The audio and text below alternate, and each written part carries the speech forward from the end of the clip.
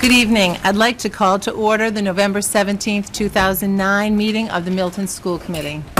Please join me in saluting the flag.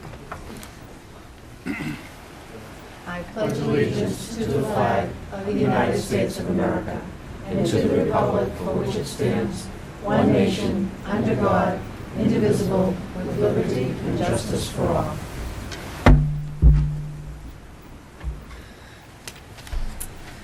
Do I have a motion to approve this agenda as written? Or are there any additions? Moved. Second? Second. Do we have an addition or a correction? Did we need to add executive session to this agenda? It actually is on the agenda on the that printed was printed agenda. for everyone, Oh, just okay. not ours. I think it was the second page that wasn't on there. The updated one wasn't sent out to us, but it has been supplied to Okay, everyone. so it goes Yeah, on the- we do have The executive same except session, for the thank you. bottom? Is that the only change? Yes. Yes. Thank you. All in favor? Great, thank you.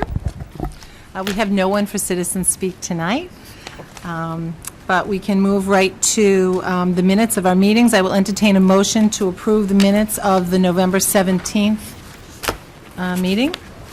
So moved. No. October 20th. October 20th meeting. Oh, I'm sorry. Look, it's- That would be those two. tonight. Yeah, I was gonna say, that could get you into open meeting law trouble. Oh, We actually sorry. had the minutes before we had the meeting. I'm reading today's date. Sorry. So moved. How about October 20th? Do we have a second? Second. All in favor? Aye. Thank you. Just keep things interesting here. Okay, we also have the MASC annual business meeting votes that were taken. That was actually a part of that meeting. Do we need to vote them separately? Unless are they included in the minutes? I didn't print the entire minutes. They were I think they're separate. an attachment. Okay, separate, so we'll vote them separate. Thank you. Do I have a motion? Moved. Second. Any discussion? All in favor? Thank you. Actually, they Moving. were included as an addendum, so they Right. probably didn't need They to vote probably- them, but that's all It's right. okay. Thank you. Doesn't hurt. We'll move to Ms. Gormley's superintendent report, please. Thank you, Chairman Sheridan. I'd like to ask up the Collycott Site Council to present this evening.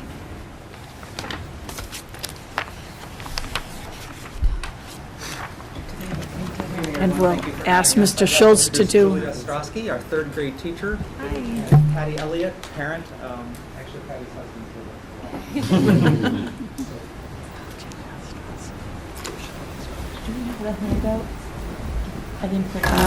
Yes. Mr. Schultz has a PowerPoint, and we emailed you copies, but we have additional copies of the Collycott Site Council plan. Excuse my back being to you, I'll turn around when No, I'm no, finished. please. Play to the camera. First of all, I'd like to say that at Collycott, we're... Use the microphone, please, sorry. Surely, yes. Good evening. I'd like to say that at Collycott, we're very concerned about our AYP status in the aggregate in language arts and in the subgroup of special education. We now have status which concerns us very much. As we have worked very hard in those areas with our language-based students. We've started inclusion for all the language-based students, so they are in the regular classroom for a portion of the day, depending on their needs and achievement.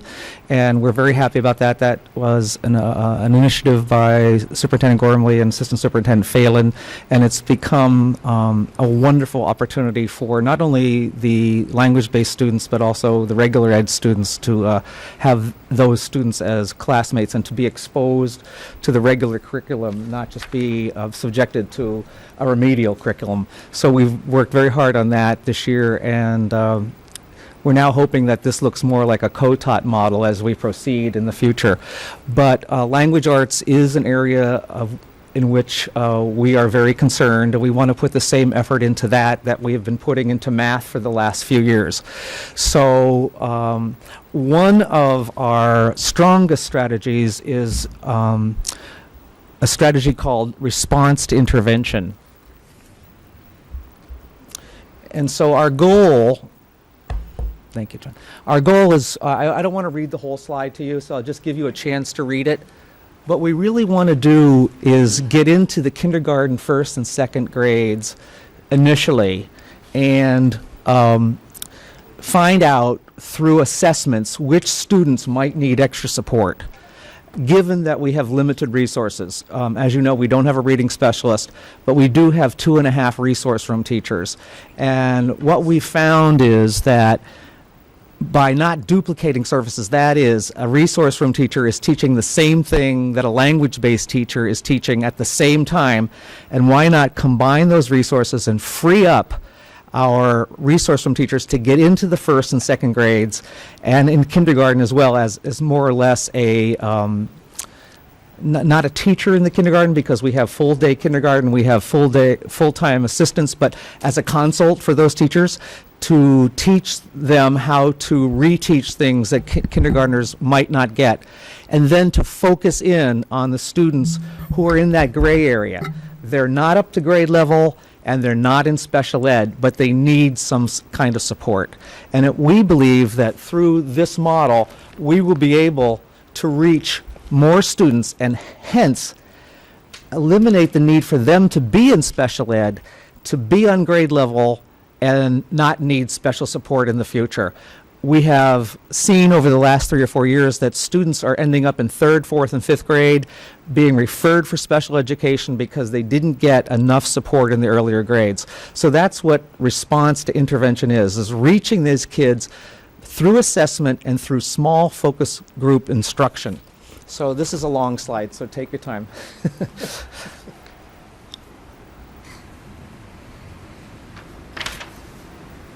Jerry, it says only 1 to 5% should have an IEP. What do you have now? Oh, 13? Okay. We have a particularly large group of children with special needs in our 5th grade. And we hope that if we can catch kids in 2nd and 3rd, that won't spiral to larger numbers as they get older. Mrs. Kelly? So the purpose of this is to catch things earlier. Yes. So how much of this is attributable, quite frankly, to having French? Like, is this a program that happens in the French immersion classrooms? It can absolutely happen in the French immersion programs. Although they're learning French, we plan to use the newly added assistants to help the teacher do whole group instruction while the teacher targets students who may be struggling in reading, especially in grades 1 and 2. So that assistant is essential. Not that the students are going to be doing something that is so simplified that they don't need a teacher, but we all know that there are times during the day when an assistant can assist, such as practicing spelling words, math games, centers, and so forth. We just won't be using the resource room teacher for that because they will be working with English students. So it's sort of a dual approach.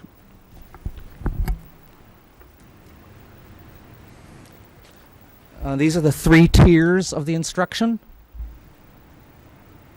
Differentiation is very important, being able to reach students at different levels. Some children may be struggling with fluency, some with comprehension, some with phonetics.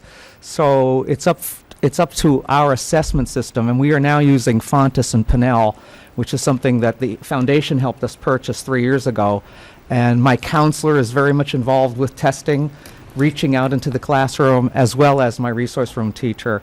Today we had a very long meeting where we were able to consolidate some services and free up some time so that one of our resource room teachers can work more closely with 1st and 2nd graders in what I call that gray area, above special ed and below grade level. And these are 4 of the main components. SST is something that we've started at Collicott. We had an informal SST in the past, but it's a student study team.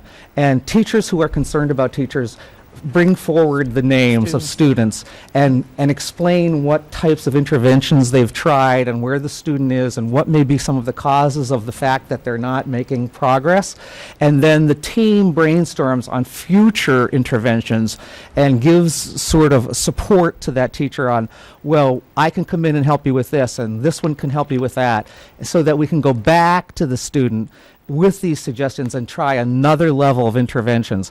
And this has been highly successful. Teachers are feeling much more supported, like the child's name is out there and people are pitching in. It's just not that one person Have you seen that, Julie? I've already referred 2 students through SST, and it's a more expedited process, so you don't feel like you're alone in the classroom trying out all these strategies. A whole bunch of minds work better than one. So the 2 students I've referred, it felt like I had a lot of support, and as a team we came up with a lot of great strategies for both students. So, and these are the students that Jerry's talking about in particular that aren't on IEPs, but you kind of feel like you don't want them to fall through the cracks. So, yeah, I've really appreciated those. And particularly with large class size, when a teacher's trying desperately to work with 5-6 groups in math, 5-6 groups in reading, we need those other strategies to help reach those kids that the teacher just can't get around to. So bringing in the resource from teacher, using our educational assistants effectively so they're not stuck in one classroom all day. They can help with one group for half an hour and help with another group for half an hour. So we really have a multi-tiered approach to trying to reach our special ed students. And not to forget the rest of the students. Obviously, the teacher is trying to reach those children that are above grade level, on grade level, but certainly we're very concerned by our AYP status. Mrs. Kelly has a question? Students who are referred to the SSS teams, SSS teams, good Lord. Are parents involved in this process? What communication goes home about these types of issues? There may be informal communication. There may be informal communication by the teacher, but initially there may not be. It may be, it's the 6th week of school and I have a child I really want help with. And then when we go into the second phase of implementation, the teacher contacts the parent and says, we're really concerned and this is what we're doing. Great. So we don't want to blindside a parent. We want them to be part of the process so that if it does come to be a special ed referral, they're prepared. And they also feel like, my child already got a whole lot of support on the way to that point.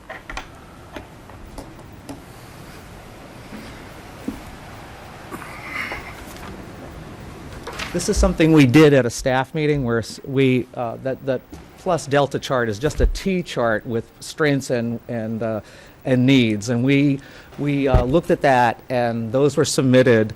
And so we have a very good handle on which students in that gray area that we're looking at, especially in K through 2. That's our initial starting point. We simply don't have enough resources to do the whole school at once, but with that as a start, in 3 years we'll have the whole school involved with RTI.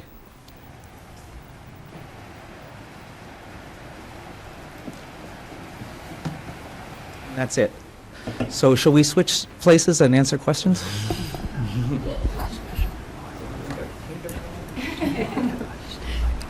Right. Right. Should we get the lights?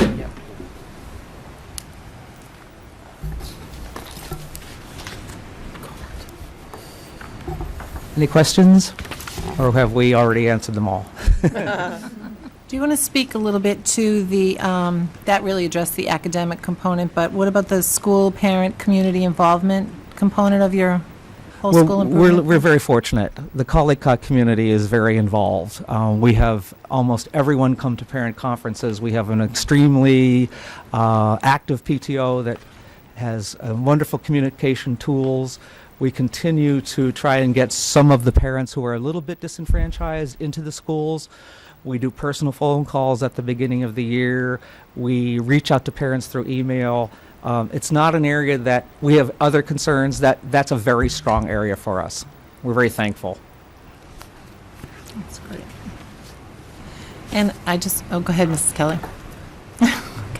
I see that you have student mentoring down as one of your goals as well. Could you speak to that a little bit? Right. I think at the elementary school it's a little more difficult to have mentors because the homeroom teacher is the mentor, but we have identified certain children.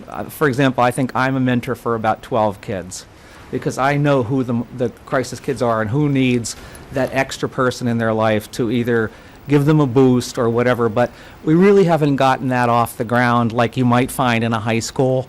But we really want to match children, if not closely with their classroom teacher, but an aide or a specialist or the librarian or somebody that takes an extra interest in them and says, show me your behavior contract. How are you doing? Did you do your book report? So that's developing a little slowly, because we have so many other priorities. Thank you. Mrs. Kelly? Well, first, I just want to thank you for the level of devotion to making sure that every child achieves. I think that's evidence in what you presented here. My question was around the class sizes. When we say that we're moving the language-based classes into regular classes as much as possible, what do the class sizes then get to? And, how That's a does good that work question. out? For example, in the 5th grade, that's our largest class size. We have 26 and 27. And we have 7 language-based students. But our French section, which is, as you know, 70% English and 30% French, had only 20. So we matched up those students in our French section during the English portion of instruction.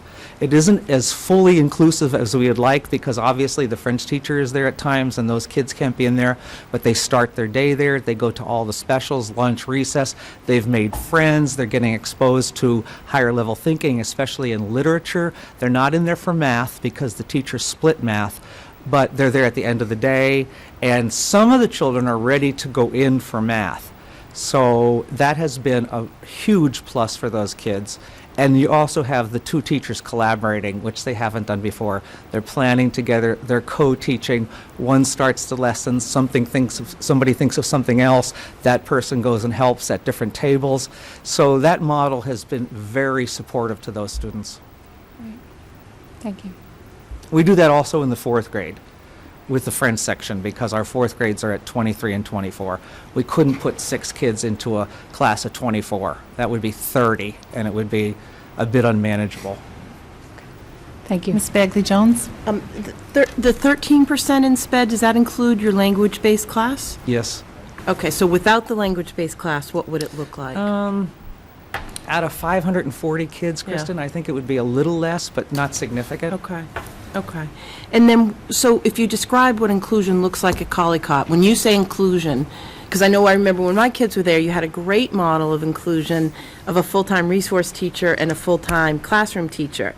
And that was really, truly do that. inclusion. So what does it look like now? Very similar. I'll give you an example. In the 5th grade with the 2 large classes, Kelly Hannon, who you might remember Yeah, her name, I do. she works exclusively with 5th graders because there's a large number of IEP students who were referred earlier into the language-based program, but the parents said, no, I want to stay with the resource model.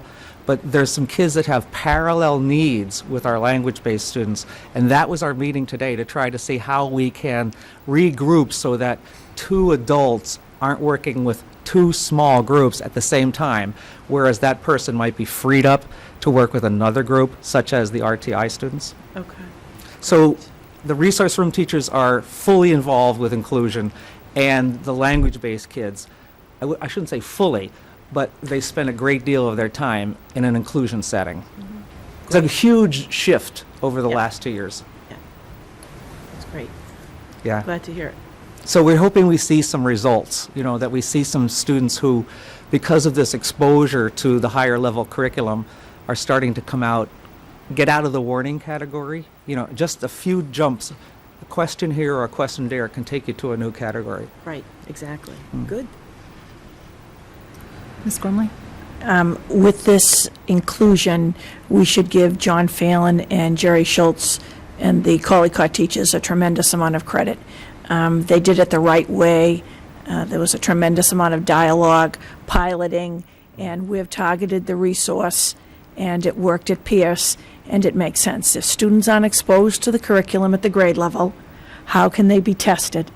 And so they've put the supports in place so these students will succeed. And again, the teachers are to be complimented that they've done a tremendous job. Mr. Schultz also, if you would take a minute to share with the school committee and the public, Jerry also oversees one of the jewels of the school system, our preschool. and he does so seamlessly, integrated into the Collycott Cunningham site, but Mr. Schultz takes full responsibility for our preschool. Jerry, would you speak to the preschool? Yeah, the preschool, I mean, 3-year-olds, they're the sweetest kids in the world, you know, and everybody knows who they are. I mean, they're sort of ambassadors, and Mary Beth Callahan does a wonderful job managing the site. I just sort of assist her when needed, but I've really enjoyed seeing the 3-year-olds and the 4-year-olds, and especially the students that are very much close to my heart, and those are the students in our NEC program, which has been a huge success. A great addition to the public schools, our partnership with the New England Center for Children, for our children with on the spectrum, and those 7 children are flourishing like I would never have thought. So that has been a very positive move on our part. So when we built these schools, we thought that we would have 2 or 3 preschool classes. We have 5. 5. So the entire bottom floor of the Collycott Cunningham, except for 2 kindergartens, is like an early education center with Totally. all the kindergartens the and whole the preschools. Except for 2 second grades, second grades. a first grade and a second grade. On the Cunningham side, the entire basement floor is early childhood. It's amazing. That's great. It is. I have a follow-up question for that, because when I was giving tours at Cunningham last week, someone asked the question, so are they 4-day programs and half-day programs? Half for day. preschool? Some of the children with developmental delays are there more. Some of the children are there 4 days. It very much depends on the program, but the average child, the role model, is there half day, 4 days. And are there morning and afternoon sessions as well? Morning and afternoon, yes. They go home, and the first session goes home at 11, and the second session starts at 12. Great. And Mr. Schultz, could you tell us who else is on your school site council besides the 3 of you? Lisa White, who couldn't be here tonight because her husband's doing conferences at Pierce. Kathy Cockamo, a second grade teacher. Oh, yes, Courtney Affinato, who's a new member this year. And that's it. We don't have a community member. We're looking for one. So we This can is a put a good shout audience. out, yes. If there's anyone that would like to be a community member or representative to. Good, please give me a call. That's right. And they meet once a month, if you're Yes. interested. Very interesting. I served on school site councils for years. It's really fun. Great conversation. Yes. Anything else? Is the meeting on a Tuesday night? No, Mr. Hubian, you can't get out of school committee. I'm sorry. Great. Well, thank you so much. Thank you for having us. It looks great. Have a great year. Good. Just stay doing. Thank you, Mr. Schultz and Collycott Site Council. Continuing on the superintendent's report, I wanted to speak briefly tonight to the consolidated facilities. For the public, an update, the selectmen appointed a consolidated facilities exploratory committee. On that committee, Tony Cocello chairs it. Selectman Kathy Fagan, school committee members Chris Huban and Linda Lee Sheridan serve. Dick Williams, Mr. Cahalan, who were both served on our school building committee and continue to, and a new member, Mr. Murray Regan, serve on that committee. Kevin Myrn and I recently have been attending the meetings. Briefly, I wanted to bring the public up to date. This committee was appointed by the Board of Selectmen after expression and interest concerning maintaining and the investment the town has in our new school buildings, our library, our new library, and all of the town buildings in the town. The knowledge of the town's limited resources and the need to use them most efficiently and effectively really drove the need for this committee. The committee's work has included looking at the town's existing building inventory and resources to maintain them, an analysis of how Milton has been performing in the area of maintenance, an analysis of models used by other towns, and recommendations tailored to the town of Milton. A recommendation for consolidation of town and school building maintenance functions into one town facilities department has driven this group. The first step was, as you remember at last year's town meeting, was to get approval for a potential consolidation and discussions. And now we're in the next phase. And for those who have followed the work of this committee that meets regularly, they have hired, and we gave $2,000, the school department, and the selectmen $2,000 to hire Joe Penadosi, Joe, from Andover, Right. from the town of Andover. And I have to tell you, he spent 2 days in the town of Milton. He is an extraordinarily talented individual in the area of maintenance and maintaining town and school buildings. He has a wealth of knowledge. He covered every inch of every building, field, cemetery, DPW yard in the town of Milton. He met with every individual responsible for maintenance and departments, and he toured our buildings with Bill Ritchie and Matt Gillis, and then he sat down and had a debriefing meeting with us. He's going to report out at our next meeting. It was going to be tomorrow night, but it's moved to the beginning of December on his research on the town of Milton and make recommendations to the committee. It was very interesting when we first sat down. He said how impressed he was with the cleanliness and the condition of our 6 schools. And I said, well, I would hope so. We just finished a school building project, the largest single project in the state. And he said to Matt Gillis and to me, I travel across the state doing this kind of work. And he quoted communities that have brand new schools that aren't in the condition that the Milton Public Schools are in. So to our custodians and our school people, our compliments. He said, really, they're state-of-the-art, and they're in the top 5 to 10% of the schools that he's been in across the state, and on maintaining these new schools. He said we need a more long-term capital plan in the town of Milton, a 5-year capital plan, because as he said, he went to the Cunningham, and there are roofs at the Cunningham that weren't replaced in the school building project. And again, we have to be part of the long-term plan. I remember Mr. Winchester saying to me, the town has given you these schools, have given the schools to the school people and to the town, and now your job is to maintain them and not let happen what happened when we became in the situation that we were, that all 6 schools had to be repaired or rebuilt. We need another, he said, skilled licensed trade maintenance person on staff. He thought our HVAC person has done a phenomenal job at a terrific cost savings to the school system and the town. He discussed extensively with us that consolidated facilities don't really have to include custodians, but they can.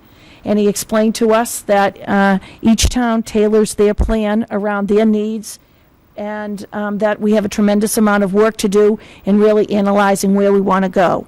And he was going to review, again, our custodial staff attendance, overtime issues. So he is really doing an outstanding case study on the town of Milton. And this is somebody with a tremendous amount of experience. I felt like Matt Gillis and I gained a week's conference worth of information. We took extensive notes, short and long-term plans.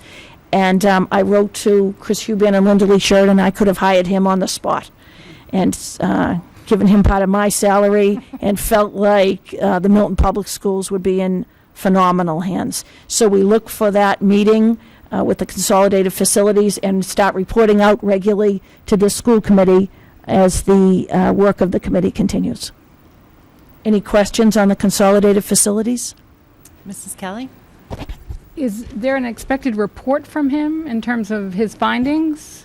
Yes, Yes. That would be a public report that everyone could look at? yes. Yes. We haven't received it yet. It's not completed. Actually, we were supposed to have a meeting tomorrow night, and that's been postponed, so. And Ms. Kelly, on the outline, he will be making a presentation to the selectmen, the town departments, and the school department, and come to school committee. Any other questions? Well, thank Thank you, you. Ms. Gormley and Mr. Gillis, for meeting with him and I'm sorry, and I sharing can't, all I the can't hear information. you. Could you speak a little bit into the microphone? I'm just Sure. not picking it up tonight. Maybe it's Okay, my that hearing aid fan batteries is. have died or something. I just said thank you to them for attending those, to meeting with Joe. Thank you. Just a reminder to the public, tonight, we have this afternoon and tonight, the PS Parent-Teacher Conferences. Tomorrow are the elementary Parent-Teacher Conferences, and the high school on Thursday. I would encourage any parent who's viewing tonight, and then we have half-day on Wednesday at all of the schools. I would encourage any parent viewing tonight, if those conferences, if you are interested in a conference, to call your child's school tomorrow. There are still opportunities for you to schedule around your timeline a parent-teacher conference. So again, this week, and our teachers are available for conferences 2 weeks after these scheduled days and evening conferences if this week doesn't work for you. So I encourage you to call your child's teacher to be sure that at the conclusion of this first quarter, every parent in Milton Public Schools has a one-to-one parent-teacher conference with your children's teachers. Ms. Bagley-Jones? Quick question, Mary. You can schedule conferences at the high school electronically. Online. Which has been fabulous, but you can't at Pierce, and you Right. can only schedule one meeting at Pierce, and people were asking me about it, and I don't know why. At high school, you can see all the teachers. At middle school, you can only see one. Is it a logistical issue? Do you know the answer to that, Mr. Phelan? I don't know the answer. Because they like to see some parents in teams, sometimes your one meeting might be with your math and your science teacher on your team at Pierce. You can certainly arrange a conference for your art teacher, your music teacher, your world language teacher, any one of your team teachers. But as a team teacher, slots get filled up quickly. They tend to pair up, so you can see math and English together, or science and social studies together. So you don't just get one. You can actually have more than one, but they might not be with every single individual teacher where you would meet with all 7. So they might try to pair up. Move to doing the scheduling the way the high school does, because it's beautiful at the high school level. It's beautiful. I will ask Mr. Jett to look into it. Thank you. And we will bring that to the attention of the middle school administrators, because there are individuals there on the exploratories who have opportunities to sit down with parents. We'll move that. Thank you. Mrs. Kelly has a question? Just because it says report cards, do we have a standard-based component to our elementary report cards? No, And is that something we're working towards? absolutely. Thank you. Moving ahead, we're going to give out to the school committee tonight. We're very proud to make this announcement. These are all of the students in the elementary, middle, and high school who received perfect MCAS scores in English and/or math. And if you indulge me for 1 minute, we have two children who received both in English and math perfect scores. And I marked those for you. And before the end of the meeting, I'll give you their names. We're going to give that out, and we'll give it to the press and celebrate perfect MCAS scores for these elementary, middle, and high school children. And special round of applause for Jack Radley, who earned a perfect math and English score, and Sadie Marcus from the Glover School, perfect English and math score. And we have a very extensive list of students in both disciplines who earned perfect scores, and we're going to share that with you tonight. And on your behalf, I've sent notes to all of these children, congratulating them on their accomplishment. And reporting out tonight, briefly on the H1N1, we are now tracking the attendance in each of our schools with our staff and our students, communicating with Margaret Gibbons and the Department of Health. Margaret Gibbons was not able to be here tonight. She sent a report that attendance has been relatively normal. Again, we're gauging that every day and keeping track using a baseline from the first day of school. And There was a slight spike at Cunningham School last week, but that seems to be resolved. Ms. Gibbons gives credit to Mrs. Allison Joyce, our school nurse at the Cunningham, who was vigilant and did a phone blast to inform parents and guardians to instruct them that there was a spike at the Cunningham and to have their children remain home if they were ill. The other schools are seeing some flu-like symptoms, but also have a full array of other illnesses. Mrs. Gibbons reports that require dismissals and children to be out of school. She wants to thank the many parents who call in and report the reason for their child's illness, and for those parents who are keeping their children at home when they are ill, and keeping with the rule this year of 24 hours past when the fever breaks, when the children have the flu. Mr. Hubian. I understand that the town has only received about 100 doses of H1N1 virus vaccines. Yes. Do we expect any more? Have you heard anything from the Board of Health? Two issues. We communicate daily with the Board of Health, and we're waiting for our regular flu vaccine to arrive, and we're going to have that clinic that we were going to have scheduled last month on a Saturday. So the regular vaccine hasn't arrived. No idea when it's going to arrive.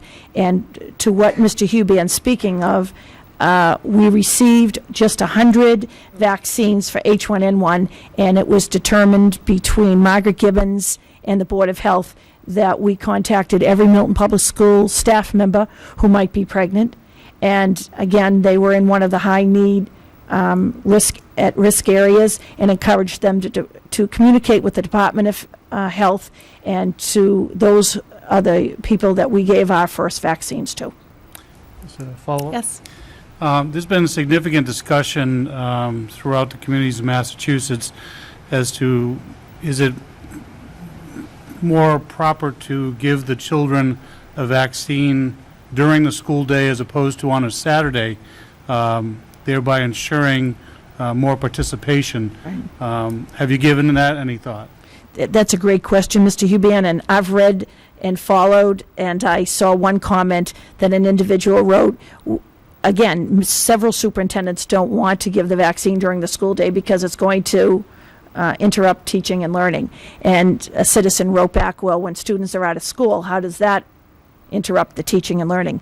What we decided as a team, we have a large team that meets. First of all children in grades K through 5 should receive the vaccine in their physician's office. They shouldn't connect the school, and if I look at all these parents, you refer back to when your children were elementary school children receiving a vaccine. It's almost universally agreed upon that elementary school children should not receive the vaccine in the school setting. They should go to their physicians. So we're dealing with children in grades 6 through 12, and when we had the professional development day, that was a perfect opportunity, and what I brought up was the issue that our parents work. And so is that going to eliminate a whole population of individuals who can't take off the day? So we're looking into an evening clinic, a Saturday and evening clinic. But I'll bring your concerns in your question to the team when we meet about the in-school clinic. Mr. Levely. Could you comment on the level of absences among our teaching staff and administrative staff? I can. I brought that just in case. My experience has been lately that we've been experiencing a lot of that in the schools that I'm watching.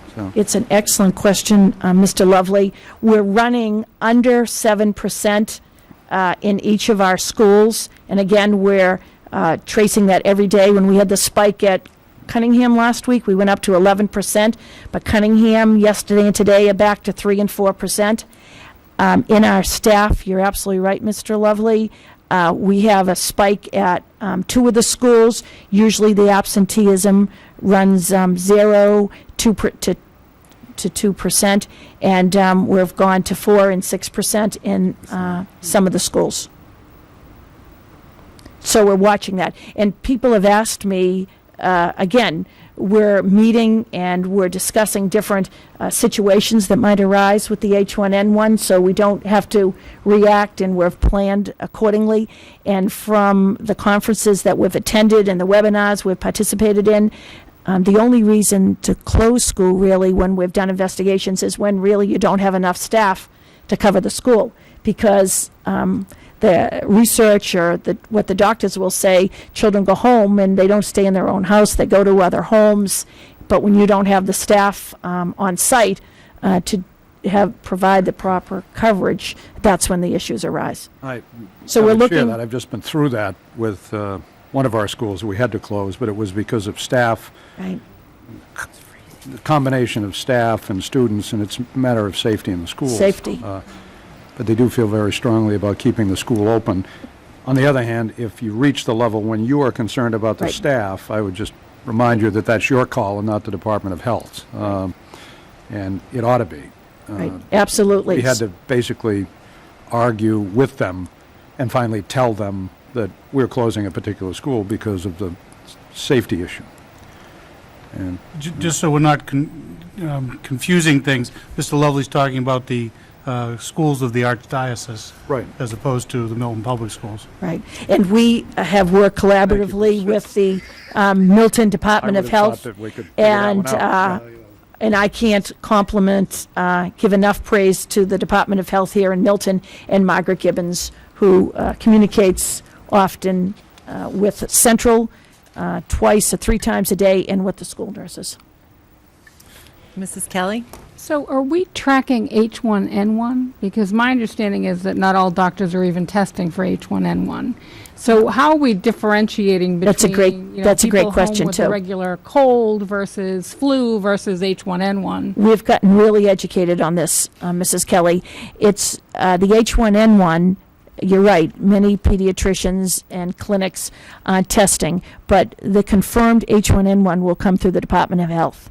And it's ironic that a parent might say a child has H1N1, but we don't call it a confirmed H1N1 unless the Department of Health in Milton reports it to us.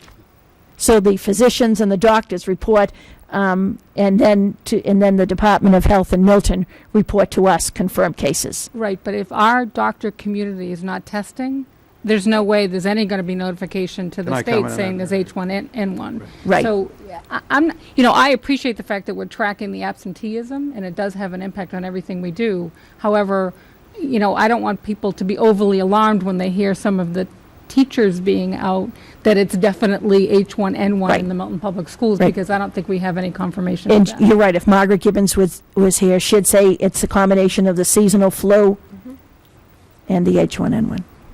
I would have said the opposite. I would have said that from all the learning that I've listened to, the presumption on the part of the medical experts is that what you're seeing is H1N1 virus because the regular flu season hasn't really arrived. Until later.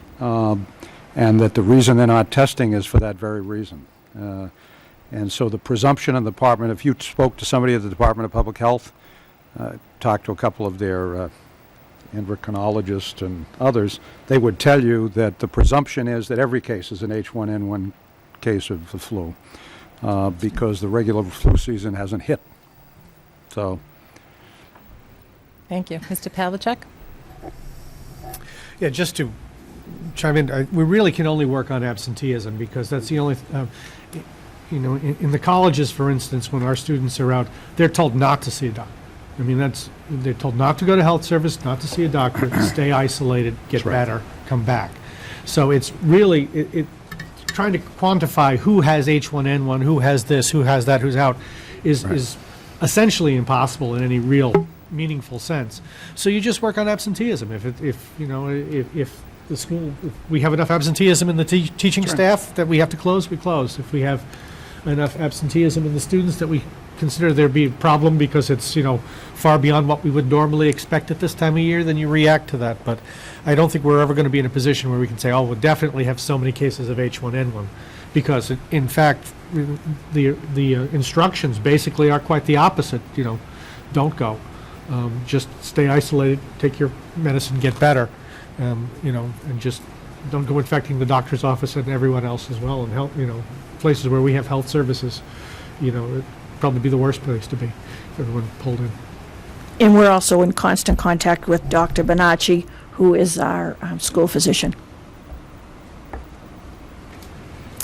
Thank you, Ms. Gormley. Thank you. And I know Ms. Sheridan's going to speak to it, but in conclusion, just a reminder for the public, this Saturday night is the Milton Foundation for Education celebration, up and away in Richmond in our schools. And I should have spoken to Patty Elliott tonight. These parents are working tirelessly to make this an extraordinary event.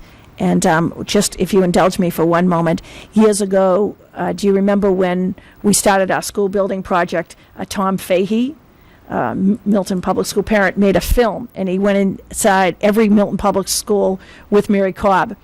And he really almost created a documentary, and I brag about him, Mrs. Kelly. He's a neighbor of yours.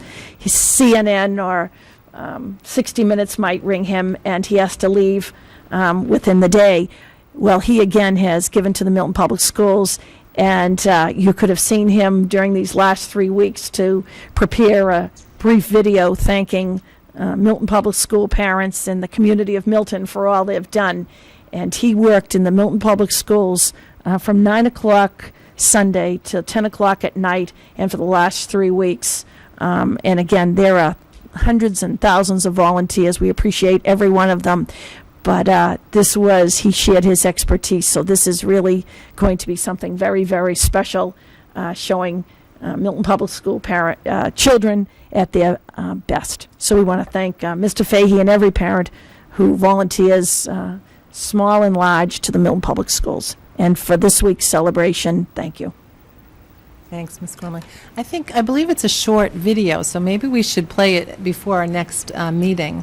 Or at the beginning of our next meeting. I'll give you a little snippet. Barbara Polanski is in wet pants in a pond or a lake or a river somewhere. So, again, Surprise, surprise. very He told me, but you have to see it to believe it. Thank you. Ms. Bagley-Jones. Quick question. Can you just remind people watching at home if they have any need to apply for a waiver for sports? Because sports sign up at the high school is this week, and also the free and reduced lunch. I just keep hearing stories of people losing their jobs, and I don't think they realize that if one of the parents becomes unemployed, they may be eligible, and how do they become eligible for that? If I might. It's very interesting. Ms. Bagley-Jones mentioned that because Steve Traster has sent out, yesterday was his second email blast over the phone, giving the dates for students to register for the next season of sports, what you need to bring. But I've asked him in his next email blast to add that very information, Ms. Bagley-Jones. And any parent who's watching, any student who's watching who wants to participate in sports at Milton High School should identify to Steve Traster, or they could identify to any one of their teachers, or Dr. Drotter, Miss Beach, or Mr. Cron, and we will provide their families with the appropriate forms to fill out for free and reduced, which will enable them to have a reduced fee or no fee to participate in athletics. We don't want the fee to impact any student and have them not participate in athletics at Milton High School. Or if any parent has a question, they can call me and I'll take care of the paperwork. Ms. Gormley, I believe that free and reduced lunch form is available on the Milton Public School website as well. If anyone isn't able to get a hold of that, do not hesitate to call us. Mr. Gillis? Yeah, just one more note with free and reduced lunch. Should a family's income situation change, families can apply it any time during the year. It's not restricted to the beginning of the school year. Thank you for clarifying that. Thank you, Ms. Bagley-Jones, for bringing that up. Any other questions for Ms. Gormley? I'd like to begin my report by welcoming our two student reps, Charlie Rosemarin and John Savino. Thank you for being here again this evening. Just to follow up also on what Ms. Gormley was saying about the Celebration for Education, it is going to be held this Saturday at Lombardo's. It begins at 6 p.m. There will be casino, a huge casino night. There will be silent auction, live auction. There will be a comedian. There will be a bingo hosted by our own Mr. Phelan. And tickets are still available. You can go online to miltonfoundationforeducation.org and reserve your ticket. There may even be tickets available at the door, but it's an evening not to be missed, and certainly the benefits will be reaped by our Milton School students. So I encourage everyone to at least go online and find out some more information if you haven't already bought your ticket. So tonight I would like to address actually a series of goals that we have. Our school committee had a retreat last June where we wrote our goals for this current year. They were approved at our August 25th meeting, and I thought at this time it would be appropriate to give an update of where we are with those goals. I can pass all that one. Thank you. So there are a series of goals. The first one is to maintain the high level of communication that was established this past year. And we feel like from all of the responses we get from people in the community, parents, that Ms. Gormley is doing an outstanding job, that we're doing our best to be as transparent and keep all information posted on the web as possible. Next is to maintain the level of communication with inter-town committees. Again, we continue to do that. You heard mention tonight of our, or you will hear tonight, a mention of our work with the warrant committee and the selectmen and other committees in the town, the Consolidated Facilities Committee. Another of our goals is to explore the possibility of consolidating evening activities. This has gone under study by the Facilities Subcommittee of the School Committee, and now that Mr. Gillis is on board, we will be looking at that in the very near future. Another goal is to review student achievement. This is a very strong goal of the superintendent, and we are visiting that throughout the year at our school committee meetings. We wanted to design a yearly fundraising goal by the end of each school year. That was accomplished, and the fundraising is ongoing to meet those needs. That was actually designed so that we didn't get halfway through the school year and realize that we didn't have enough money maybe to fund spring athletics, a problem that we had run into in the past.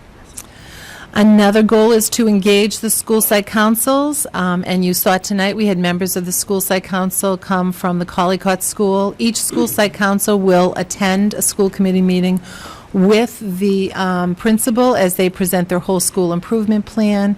In addition, in the springtime, we will invite them to come back and talk to us during the budget process. To reactivate the academic review team, English and Science will present this year to the school committee, and Arts will begin their review process this year. Review programs that could be moved to clubs. This has not yet begun, but it remains a goal for us. To review the world language program for grades K to 12, we announced the members of that committee at a previous meeting. They have met once, and we expect them to report out in February or March of this coming year. And our final goal was to review the sustainability of the numbers of programs offered in the Milton Public Schools, and this will be done through our budget process. Do we have any school committee members that would like to speak to any of those goals? Comment? Ms. Bagley-Jones, sorry. So maintain the high level of communication that was established this year. I know one of the things we did last year is we all took turns going to the different PTO meetings. And as we begin the budget process, are we going to start that process again? That was my understanding, but we're not quite there yet. Yeah. Okay. So we're in November. December, we wouldn't really do anything, but we'd have to really be ready. And that, I think I'd ask Mary to let us know when the PTO meetings are so we could start like January 1st or whenever being there. I think that would be a great thing to do. Well, I think it also depends on where we are in the budget process and what we have to present. So we will also look to hear maybe from the Finance Subcommittee when they think we have something to actually share. Yeah. Any other comments about our goals? Mrs. Kelly? Just regarding the yearly fundraising, I believe we're scheduled at the next Finance Subcommittee to get an update on where we are year-to-date, and we'll be able to present that to the committee for the following meeting. That would be great, thank you. Okay, so I'll move to the superintendent's goals. A year ago, Mary Gormley wrote goals with then Chair Byrne-Lovely, and she used those goals for her self-evaluation, which she gave to the school committee this summer. The school committee read and reviewed her self-evaluation and used our established policy that we have regarding the evaluation of the superintendent and completed our own evaluation, which was read several meetings ago. Now, Ms. Gormley has provided us with district-wide goals, which are used as the basis for all of the school improvement plans, such as those we heard this evening from the individual schools. And this week, she sent these goals, her personal goals and the district goals, for this school year. And I would like to share them with the community as well. So the district's improvement plan, the district's full leadership team, and I apologize for reading, but I think it's important to really share this information. The district's full leadership team spent 2 days in strategic planning in August 2009 using the school committee's 09-10 goals, building from the 2008 to 2009 goals and using current student achievement data to build consensus around the following district goals. Each school's improvement plan builds and supports the district goals. The first goal, student achievement. Through targeted professional development, curriculum development, and increased targeted and tiered instruction, the primary goal of the district is to maximize the individual academic, artistic, athletic, and leadership abilities of each Milton Public School student. These objectives include curriculum and standards, common assessment, benchmark, and rubrics, responses to AYP challenges with the hopes of meeting the AYP expectations as determined by the DESE, subgroups, move from proficient to advanced, and student mentoring. The second goal is improving and increasing school parent community involvement. The objectives under that include communication, teacher expectations, and parent expectations. The third goal is to utilize all financial resources, town budget, grants, stimulus funds, Milton Foundation for Education funds, PTO funds, fundraising dollars, to establish a fiscally responsible budget that maximizes student achievement and school maintenance. And to that end, the superintendent has submitted to us 5 goals for our acceptance: to lead and work collaboratively with all staff to improve student achievement and close the achievement gap in all subgroups. 2, to strengthen communication and build relationships between and among Milton Educators Association and administrators, staff and parents, schools and community. And 3, to work collaboratively with the Milton School Committee members to implement their policies and to advance a challenging and comprehensive preschool through grade 12 public school system. Number 4 concerns the budget. To work collaboratively with the school committee to communicate the budget needs of the Milton Public Schools to the community, and to demonstrate fiscal responsibility and transparency. And finally, to recruit, hire, evaluate, and supervise an outstanding leadership, instructional, and support staff. Mr. Pavlicek. As these goals, particularly the superintendent's goals, are going to form the basis for her evaluation at the end of the year, I think it's in order to move that we accept the goals of the superintendent. So we accept them as the basis for her evaluation next year. Is that a motion? Yes, it is. Second. Is there any discussion about this? Mr. Lovely. I would like to suggest that in goal number 5, that we make some reference to the continuing effort to reflect diversity in our staffing. So that a suggestion might be to recruit, hire, evaluate, and supervise an outstanding leadership, instructional, and support staff while continuing and in that context, to continue to strive to reflect a broad diversity within the faculty and staff to reflect the demographics of Milton. Absolutely. So make it a separate sentence? Or just add on to the? I just, friendly Okay. suggestion. Absolutely. Okay. We can wordsmith. We can, yep, thank you. We want to reflect the diversity of the community. Right. Any other comments? Mrs. Kelly? Just in the first goal, and I believe this would be considered a yearly goal, and the fact that it says, and to close the achievement gap in all subgroups, I think is an incredibly ambitious way of wording it. So if we can just, and I don't have a suggestion for you because I just read it again, but, can we reword that to just say to help lessen the achievement gap or improve, because otherwise, and to some extent, I think we should have some way of measuring that, and maybe that's something that we need to think a little bit about in terms of how I'll to do work on that. I'll work on that. I actually had read that to work to close the achievement gap, but I see what you're saying. Right. I didn't read that, to lead and work. Okay. I think that's a good suggestion. Well, Is that and acceptable? our Ms. goal Gorman? is to close those achievement gaps with the subgroups. It is, again, you see the work is to move the entire district and to make AYP for all of our students, and to move our students all to proficient and advanced, but we're putting a tremendous amount of work into those subgroups. And it is a very clear message that we want to close those achievement gaps and have all of our students in the subgroup make AYP. So you accept that amendment, Ms. Gormley? Yes, I'll work on that one, Mrs. Kelly. Right, so I'm not sure that we've come to the final wording, is that? Right. So, So maybe we should wordsmith this, and then at our next meeting, approve the goals? Or do you feel with the given wordsmith, it's okay to accept them tonight? We can accept them. Okay. I think we got the substance of it. So, all in favor? Unanimous. Thank you. Thank you. And thank you, Ms. Gormley. I want to say thank you to all people who came out to the open houses last weekend. It was a very rainy day and would have been a great day to just stay home.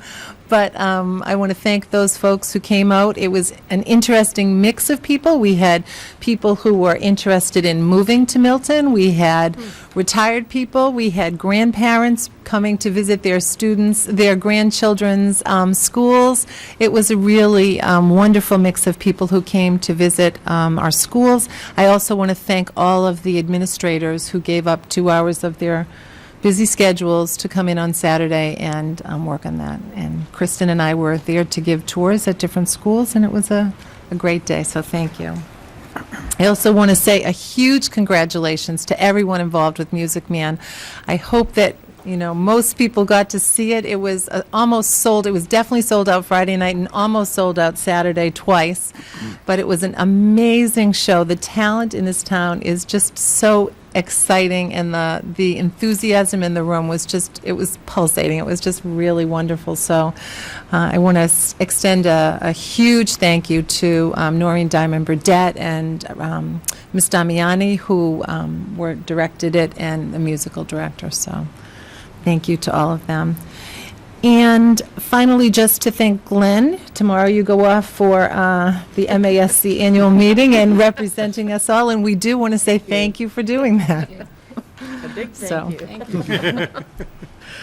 Your calendar? Right, I know. So, sorry. So the final thing I have is our school committee calendar. So there were a few changes that were made that we thought were in the last calendar that are now there. So basically, it's the same things. Some of them had just been moved around to different dates. And cleaned up so that it really reflects what we're doing. And you'll notice that on the right-hand side, we're trying to keep that annual topic due date list running. So if you see anything that you think should be added to this, please don't hesitate to let me know. Okay, thank you. We'll move into the school building subcommittee report. Mr. Pavlicek. The school building committee met again last week in its continuing effort to put itself out of business. 341, meeting number 341, sorry.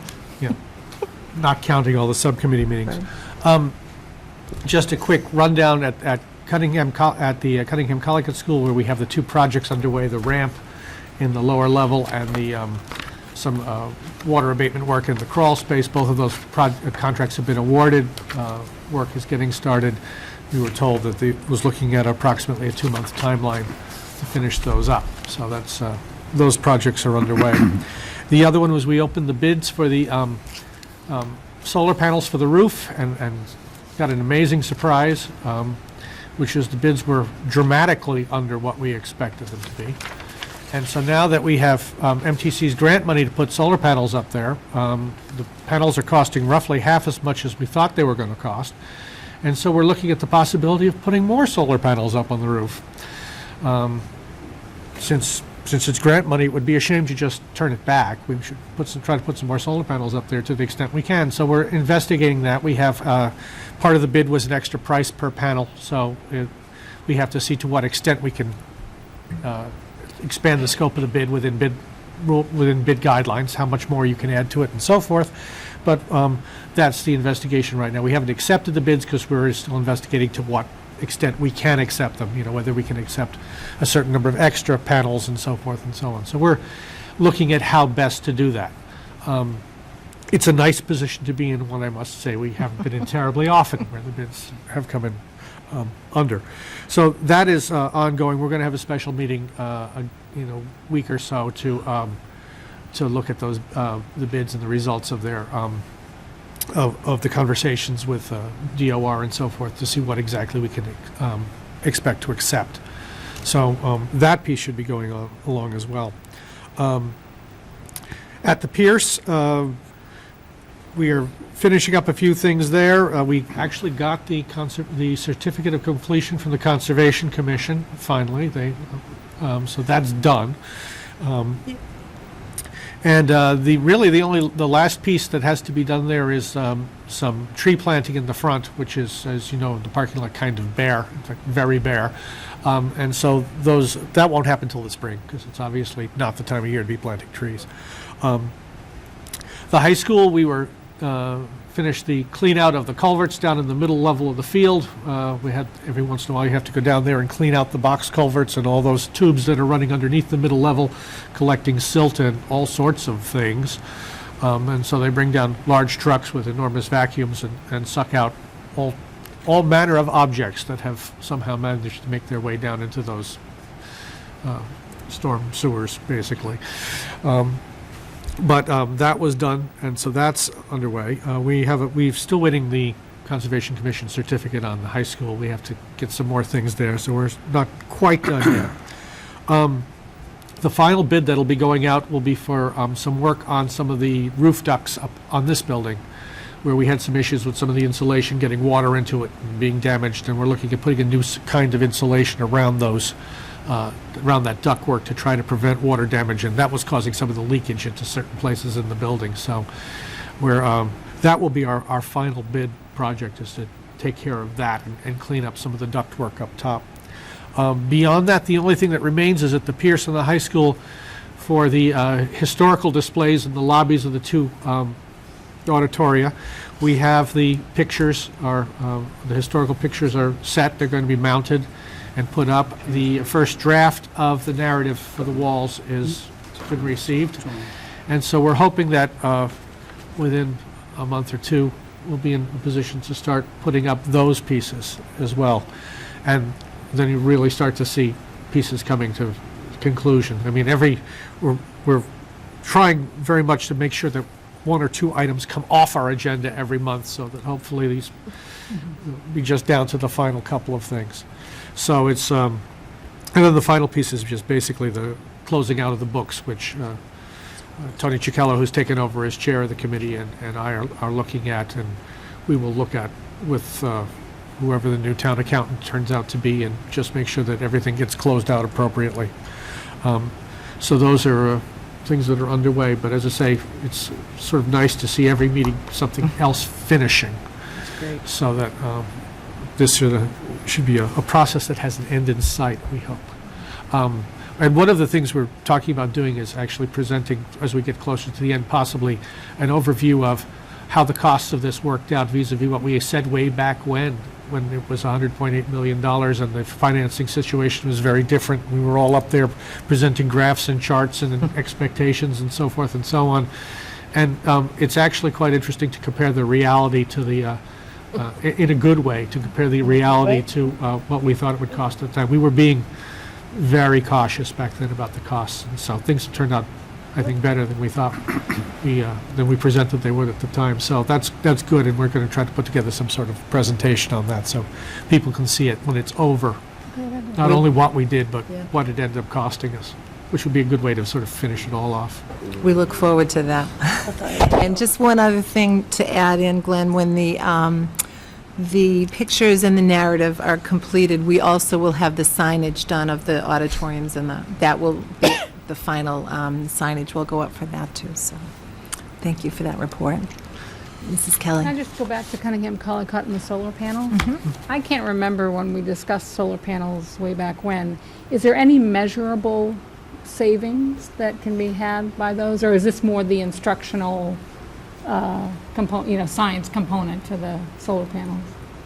No, I mean, they're certainly not going to run the building. And I think there will be some, because, I mean, unlike this building, which has just a small amount on it, there's a significant number of panels going to be up on the roof of Cunningham Collicott. Will it make huge differences in our overall consumption? I'm not sure. I haven't seen where that works. We use a lot of electricity in Cunningham Collicott. I don't think we're going to take an enormous chunk out of that, but it's one of those everything helps situations. So I think it'll be measurable. I don't know whether it'll be substantial, but it certainly will be measurable effect on our energy consumption. And they are looking to extend the learning opportunity that we have at the high school to Cunningham Collicott as well. So it will have that learning component, but hopefully more of a return on it. Yes, Ms. Gormley. Today, when Mr. Phelan and I went to the Collicott Cunningham site, Mr. Phelan commented, "Why at the Collicott, Miss Gormley, do they have these parking signs that say carpools can only park here? And this is the only school, Mary. Why do they have these here?" And I explained that part of the package of the green school is that there has to be designated parking for carpools. So a tremendous amount of work went into the Collicott being a green school. So that might be worth the public, and especially the public will be interested, and the Collicott would be interested in all of the facets of that project. Good point, Ms. Gormley. Mrs. Kelly. Does anyone park in the carpool? parking Mr. Phelan said spaces? we can't park. It has to be carpooling only. Follow And- the rules. But if you notice, that's the only school, and it was part of the, we had to sign off. So I think the answer to your question is not today. There wasn't anyone there today. Thank you. Any other questions for Mr. Pavlicek? Great. Mrs. Kelly, could we have the Finance Subcommittee report, please? We can. I guess I'd like to start with our meeting a week ago Monday, which unfortunately I could not attend, but I would ask Mr. Pavlicek to present on what was discussed at that meeting. The principal topic of that meeting was special education. Mr. Rubin came in and we went through what the placements were, what we expected placements to be, what the costs are, what we're expecting costs to look like, both at private placements, what the trends are, what we see on the horizon, both positive and negative for enrollments and so forth, how we're managing our enrollments in out-of-district programs, to what extent we're able to keep children in, and when do we decide when it's no longer reasonable to keep children in district and when they need to move out of district. And basically, looking at the variation and flexibility that we need in that budget, because, we looked at a 10-day snapshot of the movement in the special education population, and it was a remarkable amount of movement in the prior 10 days, for instance, in terms of either children changing plans or moving in or moving out and so forth. So just looking at the inherent problems of trying to track that particular section of our budget and really try to get a handle on what we need to hold there, what we need to budget for as going forward. So that was really the principal topic of that meeting, was the issues surrounding special education. And just to follow up, it was suggested at that meeting that because the warrant committee this year has so many new members on it, that we contact the warrant committee and see if we could perhaps go and make a presentation on special education funding and financing. And I have connected with Mr. Hurley, and we're trying to work out a time to have that meeting. So, just to follow up. Is that the same meeting to which the No. email referred today is a different meeting? That's a different meeting. That's a joint meeting with the school committee and the selectmen and warrant committee. Question about the special ed, do our numbers look much different from last year to this year in terms of numbers? Not really from last year to this Okay, year. I so mean, we're the kinda- trend has certainly been going downward over the Okay, last several that's- years, okay. as we have more programs that Right. manage to keep children in their, in their home district, and we were able to support more children than we have been in the past because of programs like the Leap and Step and so forth and so on. But it's just a volatile number. I mean, it's just, the overall number has been about the same, but, you may need an uptick in the placement from this school to that school, or, Yep. someone comes in, someone goes out, and, Right. a minor variation in children can cause a major variation in money, even if it's the same number of kids overall. I mean, And we meet every 2 weeks with the special ed team and central office to monitor all of the movement within the special ed, out-of-district placements, and potential in-district placements that will be out-of-district placements. Mrs. Kelly? And just in addition to the movement within the program itself, there's the state movement in that they're cutting our funding. Right. So, I mean, we're aware of what the cuts are right now, but, I certainly would not take a bet that they wouldn't be cutting in the future, so. And that's why we felt it was important to meet with the warrant committee and think do that's that a great idea. educational piece. Yep. So the next topic is that we have been asked by the warrant committee, and in a letter from the chair of the warrant committee and Kevin Murn, the town administrator, to meet with the Board of Selectmen and the warrant committee in a joint meeting to discuss the upcoming 9C cuts. And we have been talking about that possibility and as the year has progressed. And there has been some fluctuation in terms of what the total amount was that we had been talking about. At one point, it was, I think at the beginning, it was $950,000, $900,000. I thought it went down at some point from that. And now it seems, within this letter that we've just been contacted on, that it's gone back up to the $900,000 level. And what we have been asked to do is to present the impact to the Milton Public Schools of a $566,000 cut during this year.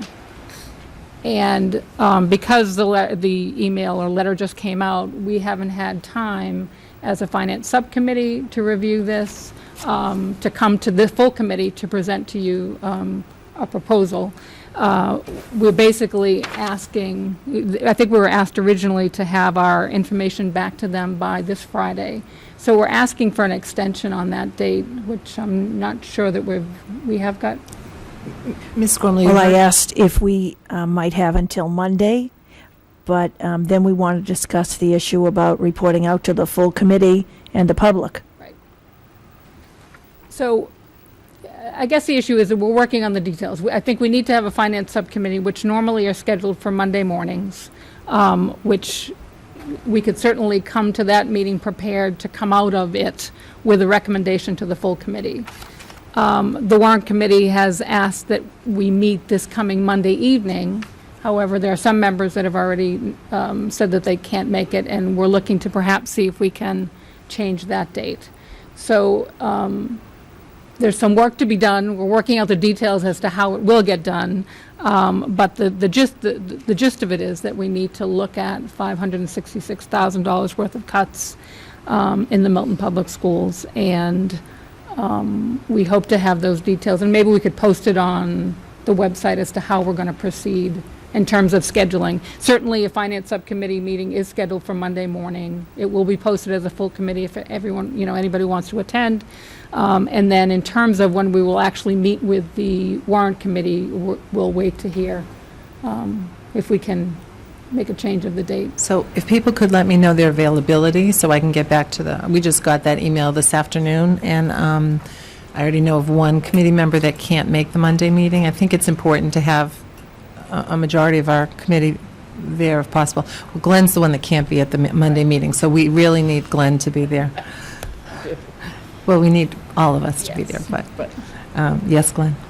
Just a word on the 900,000. I mean, basically, that $900,000 number is a reflection of what Milton's local aid cut was last year. I mean, and basically, everyone is just saying, we might as well start with where we were last year and expect something similar. There are no hard numbers yet, obviously. The governor has proposed some 9C cuts. The cuts that affect us will need legislative action. Legislative action is not going to happen until after January 1st, as far as I'm told. Despite the fact that they were purported to contain no local aid cuts, Milton is going to take $240,000 in local aid cuts from those 9C because there's a cut to the Quinn bill funding and there's a cut to the payment in lieu of taxes for the Blue Hills. And although that's not technically in the local aid line items in the state budget, it's money that the town gets from the state and that we need to balance our budgets. So that part is about $240,000, which is probably reasonably certain that as a town we're going to get. Are we going to reach $900,000 is anybody's guess. Will it go over? Will it go under? It's really too early to say yet. Probably the next big date is December 15th when the Consensus Revenue Committee at the state meets again to talk about their next best estimate for the revenue picture for this year. That it meets usually December 15th or thereabouts. And I would say that's probably the next time we'll get any reasonable numbers out. Probably in 2 weeks we'll hear the November revenue actuals, and that'll give a clue. But it's right now everyone's just sort of trying to grasp at straws to see what's happening with state revenue. The latest briefings from the state are not rosy by any stretch of the imagination. If anything, where Massachusetts gets so much of its money sort of indirectly from other people making money, capital gains taxes and so forth, it's very likely our revenue picture will lag behind the revenue picture for the rest of the country in some sense, or the average, shall we say. And so if fiscal 10 doesn't look good, 11 looks worse, 12 is bad, and it's probably 13 before we're looking at positive movement. So we have to be in this for a bit, and with stimulus money moving out after the next year and a half or so, it's actually going to be probably fiscal 11-12 is going to be the hard year. As amazing as that is to say that thinking we're not in the worst of it yet, we probably aren't. Probably next year will be worse than this. So we'll see where it goes from there. But I mean that's where we are right now. I mean the warrant committee is guessing with the best of them as to what the effect of the town will be. Certainly, with a February special town meeting, the warrant will have to go to press by the first week in January. With the holidays in there, it means the warrant committee will have to have their recommendations probably before the holidays. I don't envy them that. I have no idea what they're going to be able to recommend on the 20th of January that's going to make sense on the 10th of February, but on the 20th of December that's going to make sense on the 10th of February, but they are going to have to take a shot at it because that's going to be what the warrant looks like at that point. So yeah, I can see why they're working and trying to get us all in there and talking, because they've got quite a job in front of them. Thank you for that update. I just want to say one thing. So we Next week, obviously, if we can't do it Monday, it might be a challenging week because it's Thanksgiving. So I will do my best to get in touch with the selectmen and the warrant committee to find a date, but if people could let me know your availability, or if there are specific dates evenings you can't attend a meeting, please let me know that today or tomorrow. Thank you. Mrs. Kelly.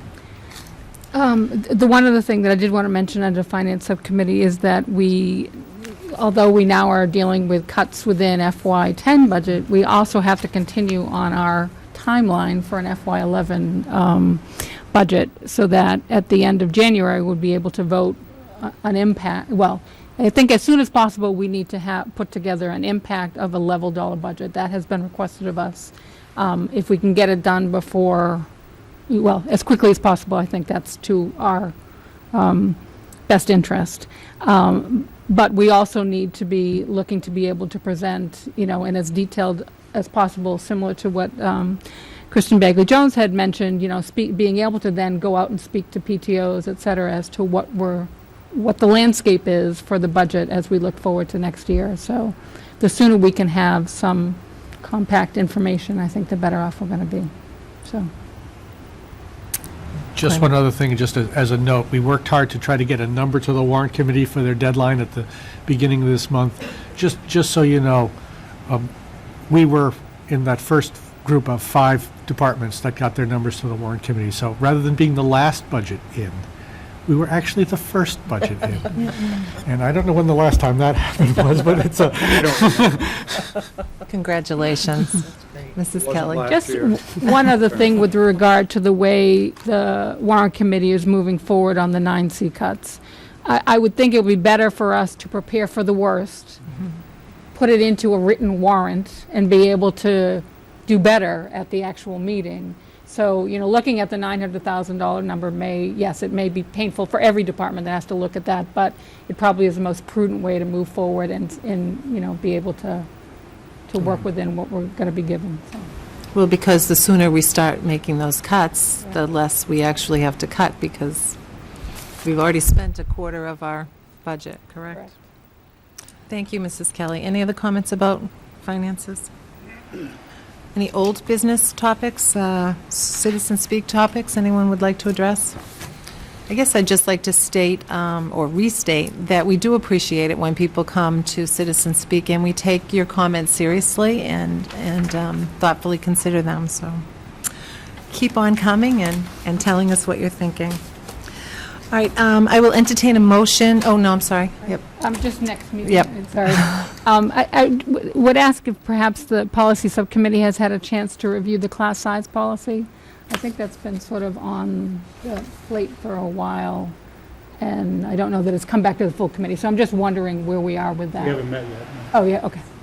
And I think something else we had asked for policy subcommittee was the superintendent's evaluation to be looked at. So, thank you. So maybe that can be. Any other agenda items for next meeting? We're going to get an update on the sports money, the sports budget? What's on the things that are already on our, Well, I think we were doing clubs and activities, and sports is at a future date. Clubs and activities, Could we get a ballpark? Of course. I think people need to know that of we're course. running short. Thank you. okay. So I'll entertain a motion to adjourn to executive session for the purpose of labor relations, not to return to public session, but adjourn from the executive session. So move. This will be done by a roll. Second. Oh, sorry. This will be done, yes. Mr. Hugan? Mr. Yes. Pavlicek? Yes. Ms. Bagley Johnson? Thank you. Thank you, Cable. Thank you to Mr. Kelly, our new...